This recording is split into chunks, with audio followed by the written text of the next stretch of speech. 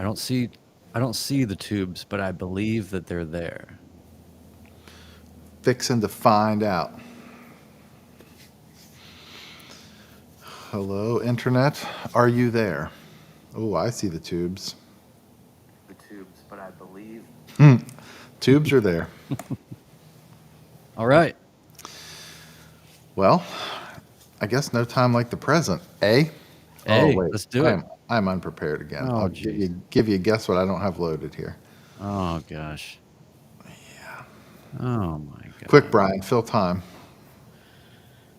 Well, we have a lot of things to talk about, and luckily, Ted wrote it all down for us. He's um, our producer, essentially.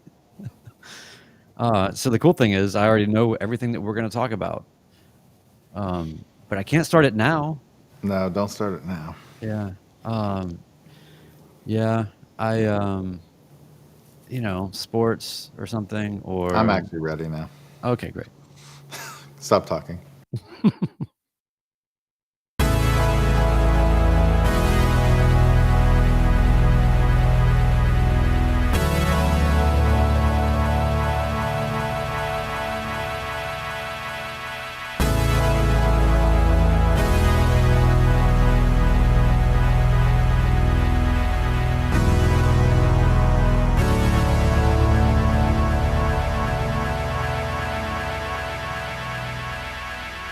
Hello, friends, and welcome to the Midlife Pilot Podcast. It is the podcast all about flying and aviation in midlife.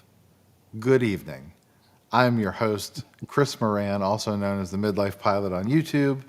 And alongside me, as always, is my dear, dear friend from deep in the heart of Music Row, musician, songwriter, filmmaker,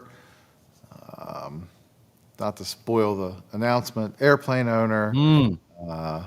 Brian Siskind. And good evening to you, sir. Hey, man, how's it going? Your intro, by the way, there was a moment there where it was so Orson Welles. It was really cool. Really? Yeah, just a good evening. Good evening. It was very Orson Welles. But yeah, man, I'm happy to be here. I'm glad to see you. Yeah. And happy to have all the, folks in the chat. And yeah, we have a lot to do, so we should just probably start plowing through it. I guess if there's any setup here, we should do that, which is, I guess, to tell people to do things or advertise things or something. I mean, it's always great to have everyone along on the audio podcast with us, and wherever you're listening. If you have not, we would certainly appreciate if you took a moment to subscribe on your platform of your choice, and especially if you're on Apple Podcasts, rate that thing and leave us a review. It's super helpful for helping to get the word out, just to kind of get this in front of other people who may also be interested. And we should also remind our audio podcast listeners that we do record this thing live via video every other Wednesday night on my YouTube channel, youtube.com/midlifepilot. And we have a ton of interaction with folks in the chat room and hanging out, and it's just a good time to like see everybody and catch up. Man, I wish I had seen more of you and some of our other friends. And I know we're going to talk a ton about this tonight at the St. Simon's Island fly-in this past weekend. I did follow along in our Discord and longingly wept over all the pictures of the good times that were being had, and had serious FOMO going on the entire weekend. Well, yeah, man, it was awesome. But I tell you what, though, did you ever see the Seinfeld where Jerry goes somewhere and then it's just George and Elaine, and then they can't figure out how to relate to each other, and it's super awkward for them until they figure out that if they're just making fun of Jerry, then everything's fine, and then Yeah, they totally get along. That's kind of how it was. We just basically made fun of you for 2.5 No, we didn't make fun of you, but that works. the point is we missed you, and your absence was felt. But I understand that sometimes work is what it is. So and we did say, though, that's kind of like a threat, really, that what we're going to do next time in the interim is, I think we're all just going to go to Fairmont and just not even tell you. Yeah. and then you'll just be there. So, but anyway, but yeah, it was a great, just an incredible experience actually, and so we'll get more into that. But first and foremost, what I want to do is I want to thank Michael Young, who is uh, solely responsible for how great that was. He lives there. He's part of the Midlife Pilot sort of community, and I mean, the standard has been set to a level of, because I mean he does hospitality, so this was sort of right in his wheelhouse. But I mean, everything was just Johnny on the spot. We had amazing places to hang out. Everything was taken care of. I felt like royalty, or someone important.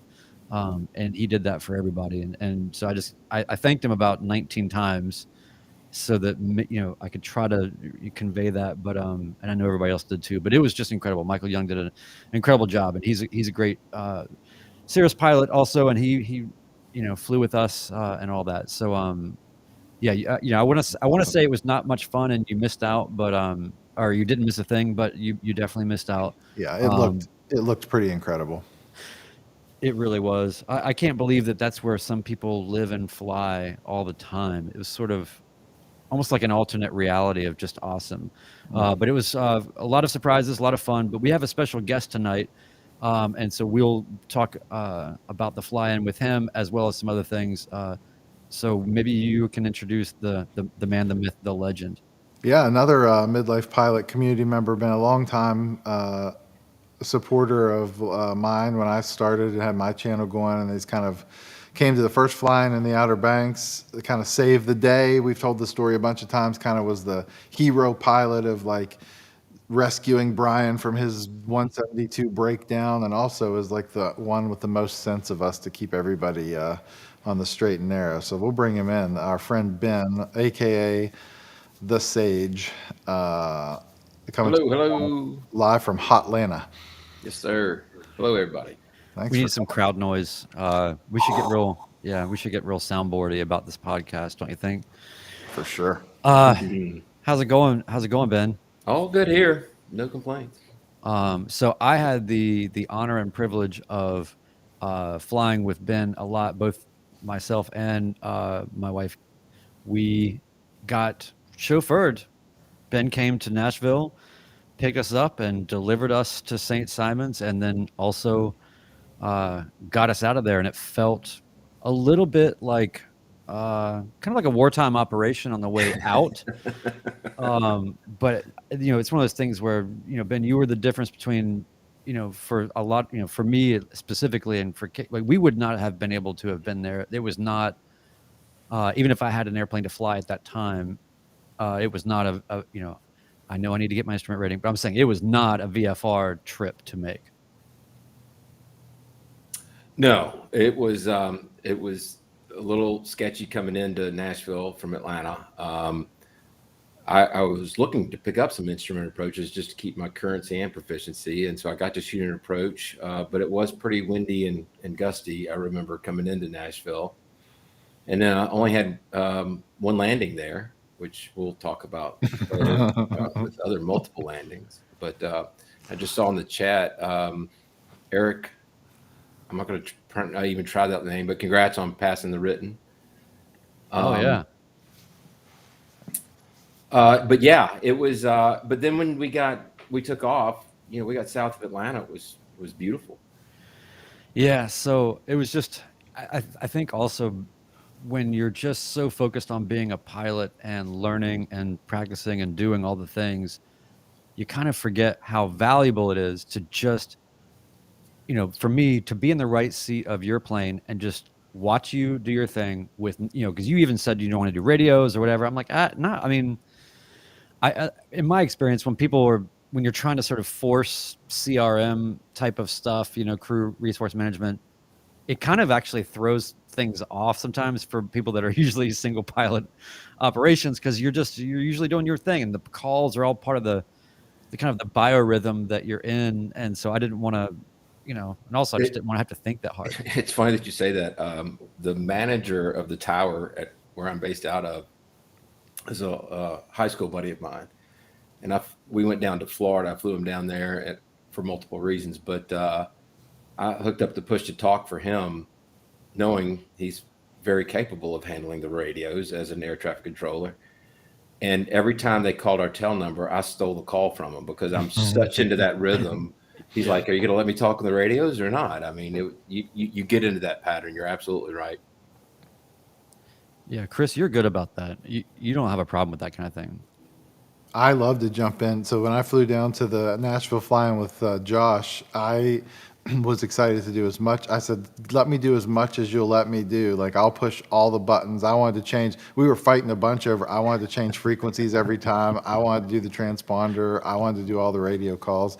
And I think he only stole from me a couple times. In fact, we ended up with one of the most legendary radio calls in the video of our approach into John Tune, where he was like, well, it was hilarious. He fumbled around with his words, but yeah, no, I was the opposite. I wanted to do mainly because it was my first time in a Cirrus, and I just kind of wanted to touch all the things and do all the cool things, Yeah. but and to be able to make calls on the radio as like Cirrus such and such. Like I don't get to do that very often, so I took full advantage of that situation. So we got going, and then we make our approach. We made a quick stop in Baldwin County Airport, get out and stretch the legs, which that was pretty uneventful, wouldn't you say, Brian? It was. And then we take back off and for our final leg to St. Simon's, and then that was not that it was terrible, but would you like to describe the what happened? You know how there's sort of the comedic punctuation of ba. That's what Ben did but just with landing. It was, ba. Michael Young, bless his heart, Josh, they all had their cameras out, unbeknownst to me. Yeah, there are And multiple angles of that landing. I've seen them. yes, yes. And yeah, I got my day currency in one shot. I bounced it all the way down the runway. Now they were smooth touchdowns, but just had too much energy. We had a lot of luggage in the back. Here come the excuses. Had a lot of luggage in the back, pretty full load, and yeah, I came in with extra power and Captain Kangarooed it right down the runway. It really is sort of like I don't know what it is, why we do this to ourselves, but there's the fly-in phenomena of landings, and you just want to have a good landing, not because you're trying to put on a show, but just because you just put all this effort to get to this place. And yeah, in your case, there were 12 cameras on you, but it's just funny how, because even at the Outer Banks fly-in, yeah. it was, you know, and it's always the same thing. Everybody has a bunch of terrible landings with a bunch of excuses that are all quickly nullified by the one person that had no problem whatsoever the entire time. In the Outer Banks, it was one dull geek. He was just, like, what? I don't know what your problem is, guys. So anyway, but it was a fine landing, all three of them, and we were just super happy to be there. But then, to just kind of get through real quick the activities. I mean, the first night that we were there, the largest hangar that I've ever seen in my life, had like like a Beechcraft It was a twin beach 18. Beach 18 in there, and what was the other really cool It was plane? Commander Commander. 118, I think, or something like that. It was a beautiful airplane. And then they had this whole room, the huge, Michael had the huge spread for us, and I mean, and there was also a nice birthday party going on and stuff. So anyway, but it was just great. We all just were kind of standing there and just looking at the sunset from this hangar, just all sort of, I think, having the same feeling of, I can't believe that we're here. This is awesome. It was great to see everybody. Then we all got up the next day, and then we had a great time. I mean, we went to do some flying, and like I think Josh had mentioned in the Midlife Pilot community Discord that we had the right plane to people ratio this time, because I think last time there was a lot of planes, so there wasn't as much interaction that way, I guess. But anyway, we flew to let's see, we did Spruce Creek, which is a private aviation community that Michael worked it all out. We flew in. I mean, this was not like landing on some grass strip kind of thing or whatever. Their runway was 150 feet wide. Legit. It was almost like it was not especially long. It was basically like a giant helipad that was slightly rectangular is what it looked like. It was massive runway. But anyway, landed there. got some food, and then you get to taxi sort of through the neighborhood and everything. Josh has a very cool video of that. But anyway, so that was an amazing experience that I'm not trying to breeze through entirely, but we got a lot to get to. And then we did the NASA runway low approach, and then over the SpaceX launch pads and all that, and then made our way back. And this is where it got really interesting. This is where the next level of fly-in heroism for the Sage comes in, because we were flying back, and I'm with Josh and his Cirrus. Michael's with his wife and family and people, and we're all kind of split up. But Katie, my wife, was flying with Ben and One Dull Geek, and everybody else is in all these faster planes. Not that your plane's slow, but just everybody else is in faster planes. Yes. And there was a storm coming, and we were seeing all this lightning coming, and we got on the ground in what I felt like was the nick of time, just to realize that they were still a good ways behind us, and that storm was closing in. So, Ben, what were your thoughts when you saw this happening? What was happening? It was get on the ground as quickly as possible, because I'd have to turn around and go back down to Florida to land if we couldn't get it on the ground.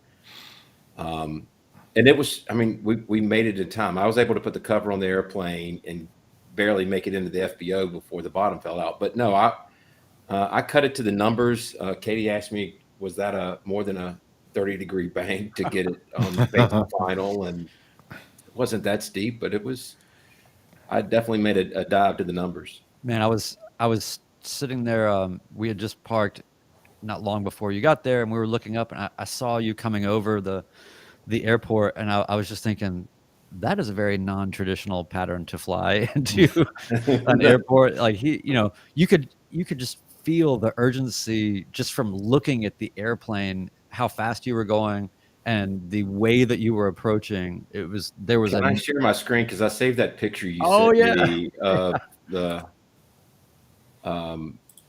I was standing out by the runway, and I got a little bit of film of them coming in to land just as the lightning was striking. Yeah. You can see the lightning in the background there. Wow. I felt kind of like that one guy who was just trying to squeeze it in. But after we got into the FBO, there was actually a guy in an RV taking off as lightning was striking. Yeah. So at least I wasn't as dumb as he was. See, that's always good to have somebody slightly dumber than you are. But no, exactly. I thought about it too. I was like, if they don't, if they don't make it here, their diversion is going to be very far away. You'd still be able to outrun it going some direction, but it was just going to be turn around and going south. I mean, I'd already had that in my mind. It's like, well, I guess they're going to be 180 and go back to Spruce Creek or something. Because they're going to be in Boca Raton tonight, I guess. Exactly. Anyways, I have to say that the SpaceX, for me, the NASA shuttle runway low pass was what really got me, because that's something I really want to do sometime. And I saw everybody. You had so many pictures and videos in the Discord, the Midlife Pilot Discord, of that event. It looks so incredibly cool. Chris, it felt like we were doing something illegal, which we weren't. But we were just on a CTAF because the tower was closed, and I kept waiting for the F-16s to come form up on us and escort us out of there. But no, it was fine. That must be the time to do it, is when the tower is closed, because I don't think they would have been amenable to flight of 6, come on through, who cares. Yeah. But yeah, that was I will say, Chris, though, it's hard to experience when it's one of those things that's kind of hard to experience when it's happening, because when you fly over the runway you can't see it. And I guess really the way to do it, if I did it again, I would sidestep to the right, going south. So you can kind of see it, because you can't really. But anyway, no, it was actually really awesome, and more awesome than I was just trying to talk it down. But sorry about that, man. But hey, guess what? Michael has set the standard. I'm sure that he's thinking, oh God, I've created a monster. But we have to make that an annual thing and get more people down there, because I considered that the whole trip, I considered exploratory and kind of setting the standard for what we can do in the future, because that was just a perfect place to do it. Some great flying, a lot of options, beautiful location. And then real quick to get us out, We the next day, there was a lot of flight planning going on at, pre-dawn hours. We were all out there. I got a picture of a bunch of us all standing out there, and they're all looking at graphical forecast tools, and everybody had their own sort of thing to figure out. Which, by the way, Sam and Evan and Paul, they all took off VFR the day before because they were not able to fly that plane IFR just because of even though Sam's an instructor and all that, he did not have time in that particular plane with those avionics or whatever it was. I forget what the reason was. What was the reason? He just wasn't. He hadn't done any approaches in that 182, and he Yeah, was just not comfortable. He yeah, wanted to do some practice approaches before yeah. he had to do a real thing. Man, and Sam, I Smart. mean, geez, young guy, CFII, keeping us honest. Yep. So it was really, really great to have him, and obviously, Evan and Paul around as well. But anyway, so we did a lot of intense planning, and we knew that it was going to be kind of a cannonball run in different directions. Everybody had their own challenges, but I think we had kind of the steepest challenge. So Ben, this is the part that as much as I learned from just being around you, flying instrument flights.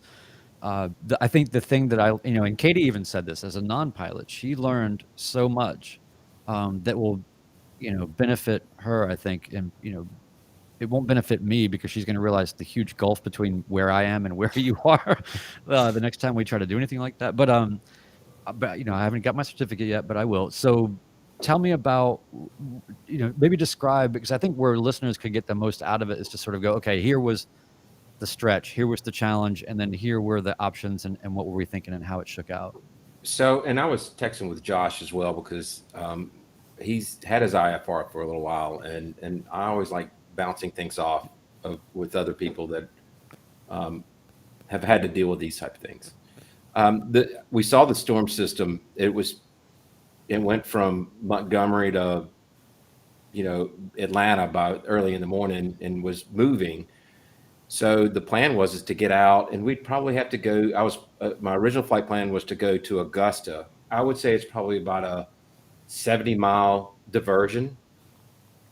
But once we got up in the air, I thought it was going to be one of these storm systems. We call them popcorn thunderstorms, where they just kind of bubble up and they stay put and then they dissipate. I knew this one was going to have some movement, but I just didn't think it was going to be tracking that much. And once we got up in the air, we saw that Augusta wasn't going to work, so we kept diverting further east. I knew we could outrun it. You could see the path. It was just we had to keep going further east to get around the end of it. And then once we got to the north side of it, and for those of you listening, it was going from it was lateral, it was west to east, and moving in that direction. So all I had to do is get around it and get on the north side of it, and it would have been smooth sailing. So we kept going further and further. We were in between Columbia, South Carolina, and Charlotte, North Carolina by the time we got around it.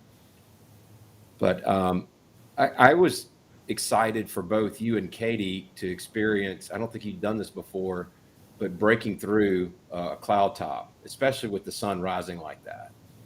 Yeah, that was amazing. That never gets old, and also when you break through. But that was I thought was kind of a special moment.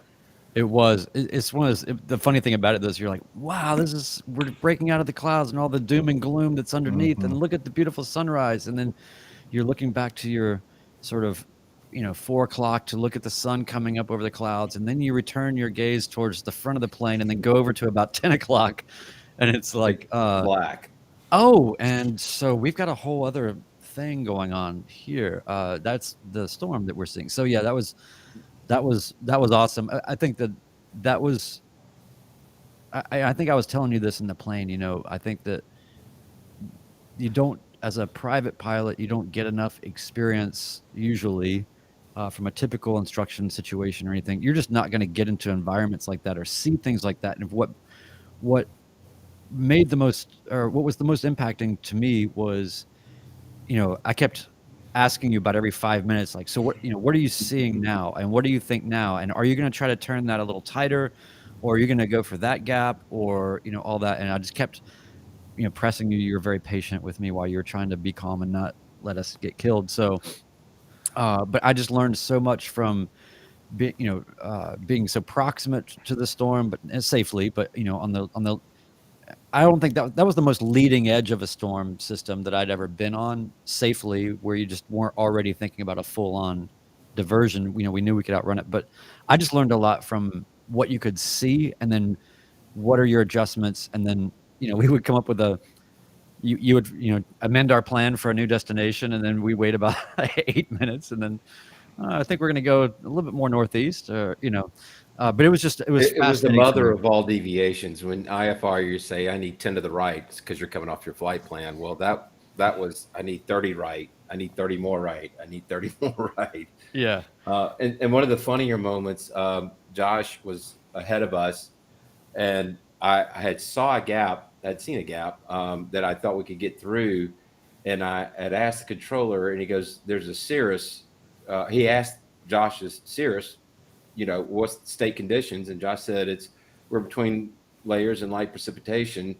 And I had heard his tail number, 246 Delta Mike. And he comes back to me and he goes, yeah, he says it's pretty nice up that way. And I go, yeah, I know that guy. He's a pretty decent guy. And then Josh comes on and says, well, you're not that bad. You're not so bad yourself. And then the controller immediately goes, I need you to switch this frequency. He wanted to break us up so we wouldn't start chatting on the frequency. It was pretty fun. That's Yeah. funny. But obviously, all's well that ends. We made it to Blairsville, Georgia. Had an awesome breakfast. I'm still thinking about how awesome that little place was. Yep.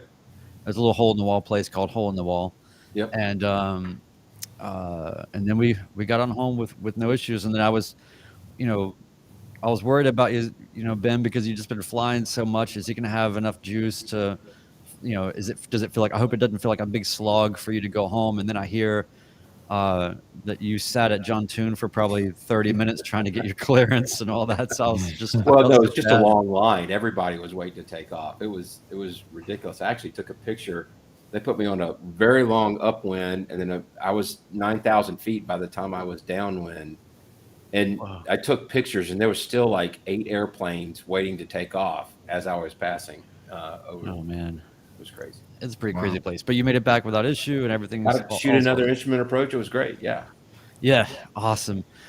So yeah, Chris, as you can tell, it was an okay time. It was kind of stormy, a lot of lightning. It Yeah. was, you were sorely missed, man. But next time, Yes. Absolutely. you have to be there. For sure. For sure. Real quick, a lot of stuff going on in the comments. I did want to give a shout out. I saw my friend Joe Sager is in the chat tonight talking about he's come down to visit a couple times down here to Fairmont. He's made the pilgrimage, so it's always good to see him with us in the chat and the recording. And I also wanted to mention, Brian, I don't know if you know, we actually on the audio podcast on Spotify for podcasters, we have a new supporter. Who has joined to support the podcast financially. We're just going to go by first names, but Drew has joined us since the last episode a couple weeks ago as a supporter of the audio podcast. So welcome, Drew, and we greatly appreciate the support.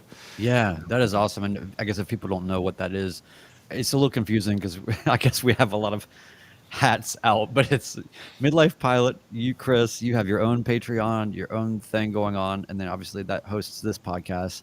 Then I have my own Patreon, and then we have sort of a converging sort of community that I think started off as sort of my Patreon community, but then what's the difference? Let's just put it all together. So we have that going on, but then there's just the from the podcast side specifically, the audio podcast specifically, which is far greater the audience than what we do here. This is just kind of a formality for what we do. We like having people Greater in volume. yeah, greater in volume, but Let's this is more fun. Yeah. So because it's actually happening.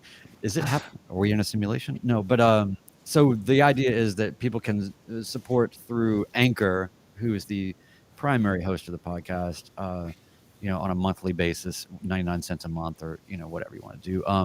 So that's just something. But and hopefully, special thanks again to Timestamp Tedder and Alyssa and One Dull Geek in your absence last podcast session, Chris. They supplied us essentially with a user or listener generated podcast that was It was really really, good. it was really good. It was sort of like, should we do that anymore? Because they're making us look bad. But Hmm. if you get if you're only checking the video podcast here, go check the audio because there are things there that don't exist through the YouTubes. And that last podcast was about, from a very techie kind of perspective, privacy and general aviation. So a lot of things, ADSB, a lot of registration, just a lot of things around the questions around privacy and aviation. It was super educational, and so you know, thanks to them for doing that. And I'm sure there'll be some more opportunities to do that kind of thing. So very, very, very cool. So what do we got next? Well, I think we should start, we kind of have had conversations internally amongst ourselves about future flying events and kind of how we had a lot of questions. I mean, if we want to get into the nuts and bolts of it, we had a lot of questions from people about, I didn't know about this flying, or like, how can we find out more? And I think originally, like the first one that I did at the Outer Banks was limited intentionally because there were just logistics problems. A big group was going to be a problem at that first one there. Nashville would have been a little easier. St. Simons would have been maybe challenging in some ways too with the volume. But I think we're going to try to start thinking intentionally about making these maybe more readily available, like, kind of announce when they are, kind of formalize some plans that maybe we can include as many people as can come. So I think next for us is probably thinking about what we want to do in the fall for another event. Maybe one over the summer if we're feeling frisky. But somebody's already piqued my interest in the Discord. I am on high alert for a potential fall event, which I think would be a blast. Can I say the concept? I mean, Hey, it's just an idea at this point, but it's just an idea at this point, but it was thrown out. What if we all get together in Las Vegas? And those who are in the general regional area, or crazy people like Ben who want to fly across the country, I mean, can fly there, or you can fly. It's easy to get to commercially. There's plenty of things to do. There's lots of places to rent airplanes, to get checked out and rent GA airplanes, lots at several airports. And there's cool places to fly in and around the desert area. I mean, that's an area that a lot of us probably have never flown. I mean, never flown a GA airplane. And I just think it'd be super cool to go out and experience some of the stuff out in the desert west. yes, to me it would be like flying on the moon or something. It would be so different. Yeah. And everywhere's a landing strip. So, like, you've got options to land everywhere if you have a problem. So I don't know. I think it'd be a cool thing to kick around and see if we can make something happen for that in the fall. I do not want to do Las Vegas in the summer. That would definitely be a fall trip.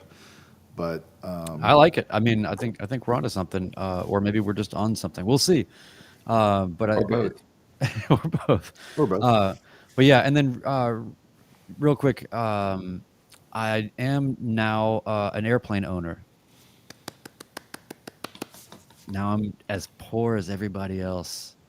Um, Poor with equity, I guess. I don't know. It's kind of like, uh, Did you tell the story on the audio podcast yet about what happened to your Archer that you were I flying? I don't. don't know that we said it on the audio podcast yet. Man, what a long tale. I'm gonna try to keep it short, Well, but just give the cliff notes. so basically, was renting a 1979 Archer 2, and it was based out of John Toon here, and it was a special kind of rental arrangement that allowed us the freedom to travel, and it was a neat kind of a small group of pilots that were renting it, and it was great. One day, March 3rd, we had a gradient wind event here that apparently is very rare, and the winds were gusting more than 60 kind of all day, and it just kept going and going and going. This plane, the tie downs, the actual loops, mounted to the wings, those loops physically snapped. I guess one snapped and then the other. The plane flipped over, smashed the Cherokee that it was next to, and then ended up on its head and was a total loss. Um, the way I found out was I had a flight coming up the next day. I I got a sort of a notification or something that I just saw that all of a sudden the plane was up for maintenance just out of the blue for eternity. And the system for the flight school that kind of administrates the rental. And I was like, what's going on? I texted the guy who runs the school and I said, what's going on with the plane? And he just had one word reply. It just said totaled. And I was just like, what? So I went up there and I filmed all of that. It's on my channel. It's pretty crazy. So yeah, it was a very sad sight to see. It really felt like you were looking at like I don't know, like a dead animal or something in the jungle. But anyway, so that was a horrifying thing. I felt really bad for the owner. Um, so anyway, that was March 3rd. So immediately I'm out of an airplane to fly, and I don't really know what I'm going to do. And like I said, that was a unique arrangement that allowed us to travel and stuff. So just it's not the same to just go rent flight school airplanes or whatever. I want to go places. So um, Ben, the sage, was talking to Blame it him. on me. Yeah. And he said, oh, I got a great idea for you. Here's how Ben was like, I know how you can financially ruin yourself for the rest of your life. Exactly right. No, but he had a great idea. He basically said, you should look into partnerships. And I just hadn't really gone down that road fully. It just seemed unreachable. But I had some things working out with some jobs I'd recently been on and had enough wherewithal to maybe consider that. I go and I look for partnerships. The first thing I see is somebody asking for a new partner to replace another partner in an arrangement at a Bowling Green, about an hour north of here, which is fine. Great plane, 1967. Really, it's really a 68, but late model 67. Cherokee 180 Delta model, and great guys. Went and met them, and condensing the story a lot, but essentially bought in, and so now I'm a partner in this fantastic plane that really feels like the right thing, and it's a great airport to be based out of. It's got intersecting runways, we got a hangar there, all the things that you just can't really get right around here as far as hangars and all that.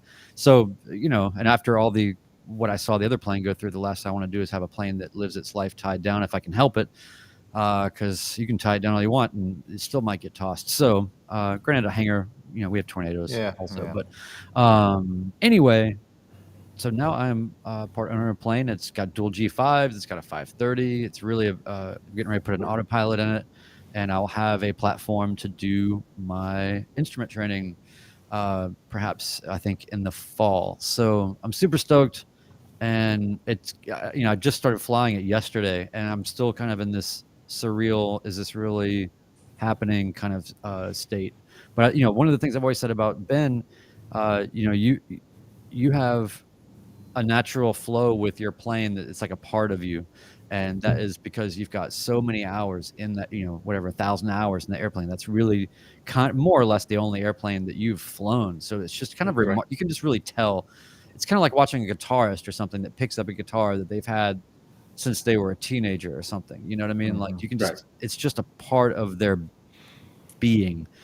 And I don't know how long it'll take me to get to that point, but I like the idea that it's within reach now that I will be able to get that familiar and intimate with an aircraft. And I think that combined with the maintenance and all the other nightmares and all the good, the bad, the ugly of the maintenance and upkeep of an airplane and the ownership kind of experience, I feel like I'm now in a part. I feel like I'm getting now a gateway into sort of the full aviation experience that I didn't really necessarily understand how much I was kind of missing.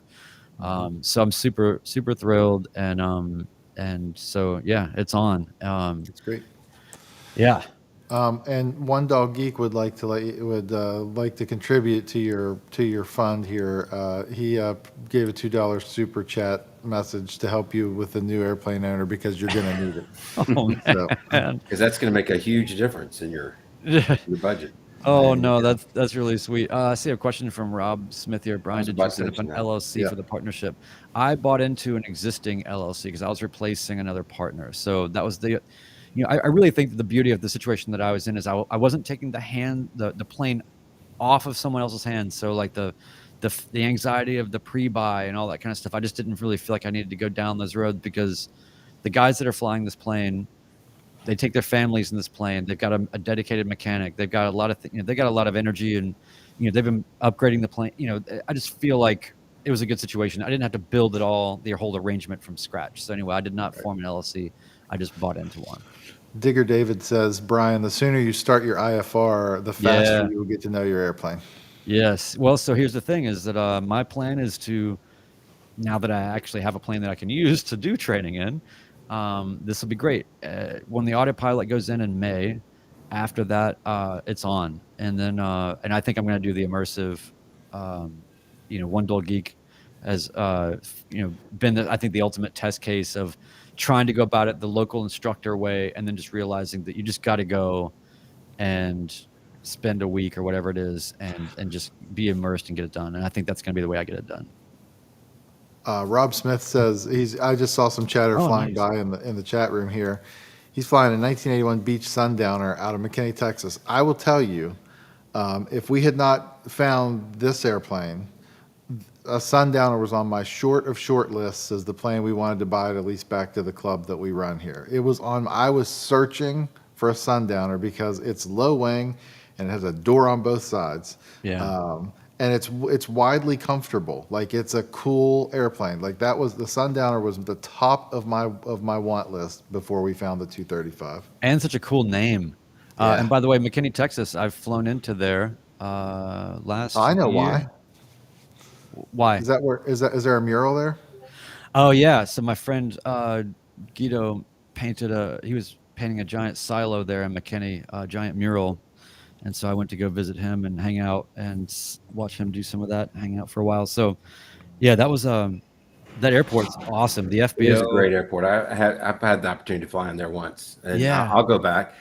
I'm curious, Rob, if you could mention in the chat, is the Sundowner, is it IFR certified or is it IFR capable? Because if something were to happen with me to my plane, if my brother-in-law took it away from me for whatever reason, that would probably be one of the very first ones I look at as a Sundowner. Now, what kind of coup are you on the verge of to be nervous about that happening, Ben? He's married to my sister, so it could really happen at any minute. So, Oh man, That's no, it's a awesome. really cool plane. Yeah, McKinney is a great place, Yeah. and that airport is awesome. I mean, it's a giant runway. The FBO is so nice. They have popcorn. It's ice cream. It's good. So great. yeah, welcome. It's good to Oh have yeah, you you could here. call it a musketeer. But yeah, that's not as cool. Yeah. Yeah, that's awesome. So we've got a whole list of things we're trying to squeeze through here real quick. Let's see. We talked about the Piper Army expanding, me getting a Cherokee. Um, your this is a dance huge like thing. that. Hold on, Jesus. Hold on a second. Ben, look, I know you're big time in this now because you're making appearances on all the podcasts now. But if you guys haven't heard Ben's appearance on Opposing Bases, this other sort of it's a more fringe podcast. It's not exactly no, but Ben, your spot on there was awesome. Ben supplied them with the audio of his 1000th landing at Hartsfield. Is that what it's called? World's busiest airport, The world's busiest Hartsfield-Jackson airport, International Airport. which is so cool. And you had a passenger along for that is a guy that we know and appreciate. And so maybe you can tell us real quick about your experience of your 1000th landing. You got your plane out of annual, you got your BFR done. This is reassuring in a sense that it's no matter how much you accomplish, get your instrument rating, get a plane, all the things, there is always something to sort of celebrate or accomplish our next goal. It was a pretty cool event, and for all the newer or younger in our pilots out there, Opposing Bases always talk about this, where you call your TRACON, your local traffic center, to coordinate, or if you have questions, or for whatever reason. So I was totaling up my logbook. I had finished a page, and I had 995 landings. And it's the only reason that came to mind that let's try to do something fun for the 1000th. So I called up my local TRACON and found out when is the least busiest time to try to come into Hartsfield. And they have a report. that says on Wednesday of this week, between 10 a.m. and 2 p.m., there'll be 38 airplanes coming into land. And that's going to be the slowest time there is, which I thought I was going to have to do it at 3 o'clock in the morning, but went up. I think One Dog Geek and I maybe waited in line at my base airport to take off longer than we did when we got to Atlanta, but took off. They cleared us into the Bravo. The controller said, I need you to keep your speed up. That was my biggest concern, is having a 757 come up behind me really, really fast. And got switched over to tower, and they said, we just need you to make sure you keep it in tight. Don't cross over the runway center line, because you'll set off an alert on one of the other jets, and they'll do a go around and they'll charge you $100,000. Not really, but I was going to say, so wow. we got it down on the ground. We kept it in tight. I asked him if I needed to keep my speed up. My plane can stop pretty fast or slow down really quick. So I was prepared for that. And I said, do we need to keep our speed up? He said, nope, the next plane behind you is 10 miles back. And that was a huge relief for me. So I got it down on the ground. I didn't break One Dog Geek's back. It was actually a pretty decent landing. Got off, went to the FBO, paid our $55 landing fee and infrastructure fee. Had a bottle of water, and then got back in the plane. And the line was shorter at Hartsville to take off than it was back at my home airport.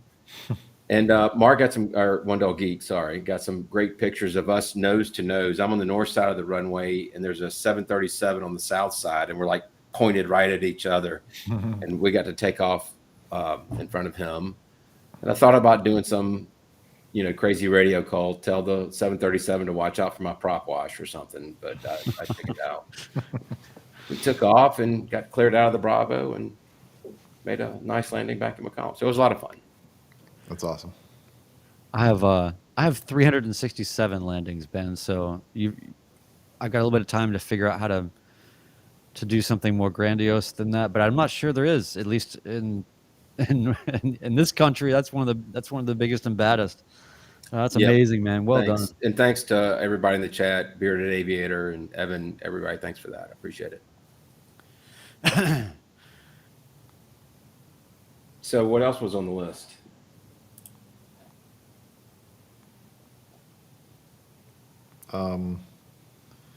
Brian? What happened to Brian? Brian is I have to hit the mute button sometimes and I forget. So Timestamp Tedder is kind of our resident genius among many. And in our Discord, he's got CreeperBot set up, which I don't know how it exactly works, but essentially it's polling data from FlightAware and other places. And whenever anybody in our Discord takes off, if they're willing to have their plane shown, the Discord will notify everyone with the link that your plane is in the air. Pretty cool stuff. There's a lot of things. If people want to figure out how to get into this Discord, I guess the gateway is kind of through just messaging one of us somehow, or Chris can get you in, I can get you in. And yeah, we haven't really sorted this out. We're not very pro. But Ted also is an airplane owner, soon to be. And what did he call it? A plastic egg with a parachute? Yeah, an egg that flies with a parachute. So we'll leave it to people to guess what aircraft Ted's going to get. But there'll be more to come on that, I'm sure, in the next couple of weeks when he gets all that sorted out. But super excited. I've been feeling really, Chris, as much as you had the sort of FOMO about St. Simon's, the sort of exponential dread and everything that Ted has probably been going through while he's been just supporting us and making all this stuff happen for everybody. Guys waiting patiently on a plane, just trying to get it to happen, FOMOing the St. Simon's flanker that's all the way across the country. So Ted, special shout out to Ted for making everything tick and on getting that airplane, the plastic egg airplane with a parachute. I don't know much about this aircraft, but it looks really cool, and we'll talk about it more when we actually can speak to it without calling it a plastic egg. Yeah. So yeah, if anybody has any questions or things they want us to bring in from the chat, we can go ahead and throw those here on the screen. We can knock Chris, you those got any out real flying quick. trips coming up? Yeah. So well, we actually came up to make a video the other night, if you believe that. My daughter Cecilia and I haven't seen her on the channel for a while, and we were going to take the 150 out at sunset and do a little tour of some little airports. And it was 2 days away from going in for annual, and okay, I'll kind of tell myself. So the nose strut could have used a little more nitrogen, so it was kind of starting to bottom out on taxi. But I'm like, it's take care of the nose wheel. Don't land on your nose. You'll be all right. It's fine. And we got out on the runway and started our takeoff run, and about 40 miles an hour. And if you've flown Cessnas at all, you've definitely experienced the old nose wheel shimmy. I had a nose wheel shimmy that was like fillings were gonna fly out of my teeth. Like it was so bad. So we aborted. We aborted our takeoff, and I said, that's two things piling up for me. The nose strut bottoming out, and the shimmy was that bad. I'm like, we'll put it away for annual, not break anything else on the airplane, and call it again later. So that was that trip. I did fly. Took the 235 to Charleston, West Virginia, to Yeager International for work a couple weeks ago. Didn't film that flight. It was pretty quick. It's only 40 minutes, and it was for work, and had other stuff going on. But I've only flown. I think I only have about 3 hours in the last, maybe 4 hours in the last 60 days, maybe. So it's been pretty limited this time of year up here in West Virginia, and also just Right. schedules. But nothing on the books. But hoping now with the weather getting nicer to get out a lot more. Now all three of our planes are back online in the club, so a lot more options to take planes out. Yeah, it's kind of making up for lost time. I was without flying for 6 weeks, and then in the last 5 days with this trip, I got 16 hours in. That's great. Yeah, Wow. making up for lost time. I will say, Oh, Brian, I wanted to tell you too. I looked up my landings as well. How about this? So I have 211 total time. That's my total time in my logbook. 211 hours, 411 landings wow. in those 211 hours. I have, I guess, 50 more hours than you and less landings. Isn't that crazy? Yeah, I think it's I think yeah. it probably goes back to like training regimen and how much like there probably was some difference in the amount of patterns versus other work that you did, or maybe it just means you land better than me, so it took you less practice to get there, maybe. I don't know, man. Oh, by the way, Ted mentioned to not forget to mention Alyssa's moonshot that made it on the local news, and also yes, Evan and Sam flew seaplanes. So Alyssa was captured by a news photographer in her area. This amazing photo that doesn't translate to the audio podcast, but essentially the plane silhouetted over the gigantic moon. So sort of think like an ET type shot, but with Alyssa's Cherokee 180, and It was very cool. pretty cool. And then the local news did a story on it because it was sort of this miraculous shot. The thing I thought was so funny about the news story on that, by the way, was the guy was such a I recognized this part of myself in this guy when he was like, all this whole news story is about how great this photograph is and what a serendipitous moment it was to capture and all this stuff. And the guy's like, he says something like, I mean, yeah, I mean, it's not, necessarily one of my best photos, but I did get that shot, kind of thing. He was just like, he felt like it was making too, it's just, how it is as a Yeah, creative, Chris. It's like, you have your own way of ranking these things for yourself. that's But anyway, right. that was an amazing photo. Congrats, Alyssa. And she sent footage to them. So they had, in plane footage, and it was just a really cool serendipitous thing to happen. And Cool. then, Evan and Sam flying seaplanes. I mean, geez, father and son seaplane adventure. These guys are so amazing. Bearded Aviator, 120 hours, 448 landings. Wow. Not including the bounces. Maybe that's how Ben padded his numbers. I was waiting for that one to come out. Ah, Well, this has been fun. Thank you for both for not making me feel any better about not being there, but it was definitely cool to hear the stories from St. Simon's. We'll record again in 2 weeks, so 2 weeks from tonight, so April 12th, 8 p.m. Eastern time on the YouTube channel will be the next podcast recording. Not sure what we're doing on that one yet, but then on the 26th of April, I'm working on another special guest, another YouTuber, YouTube aviator. Another midlife pilot who got his private pilot later in life, and he's a Floridian. We tried to get him this week, but everyone's at Sun and Fun, so hoo-hoo. Yeah. I wish I was at Sun and Fun, but Celebrating the new A30s.